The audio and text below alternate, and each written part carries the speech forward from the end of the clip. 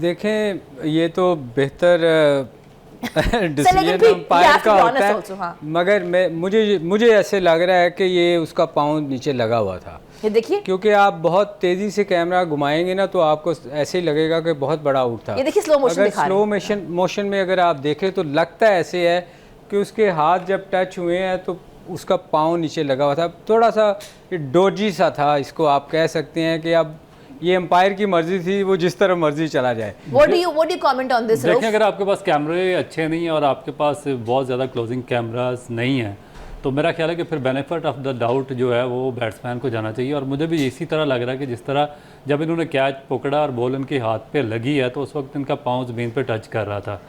तो मेरा ख्याल है कि अगर ये कैच ना दिया जाता और 6 रन दे दिए जाते तो ये मुल्तान को बहुत ज़्यादा फेवर करता, क्योंकि बड़ी आसान पोजीशन में मुल्तान की टीम आ चुकी थी। अच्छा, और जो कमेंटेटर्स थे जब मैच मैं देख रही थी तो उन्होंने ये भी लिखा, वो ये भी कह रहे थे कि दैट्स अ शॉकिंग डिसीजन, क्योंकि बेनिफिट ऑफ द डाउट आपने एक डॉजी कैच को दे दिया है। His foot was still touching the ground. तो कमेंटेटर्स भी यही सोचते हैं। ये तो हमें भी लग रहा है ना कि उसका पाँव ज़मीन पे जब टच हुआ है उसके हाथ को, उस वक्त लग रहा था कि उसका पाँव ज़मीन पे है। तो ये अब अंपायर की मर्ज़ी है, उसने आउट दे दिया है।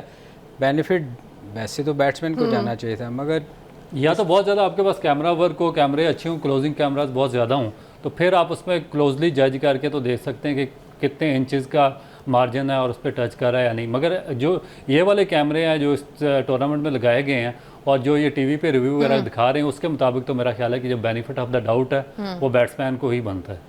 अच्छा, वो बैट्समैन को ही बनता है, लेकिन यहाँ पे हुआ जो है वो कॉन्ट्रास्ट हुआ है, वो बॉलर को चला गया। वैसे ये ऑस्ट्रेलिया वगैरह में अक्सर आप देखो वो बड़ा करीब ले जाके ये कैमरे, मगर हमारे पास मेरे ख्याल वो है नहीं सिस्टम अभी। So maybe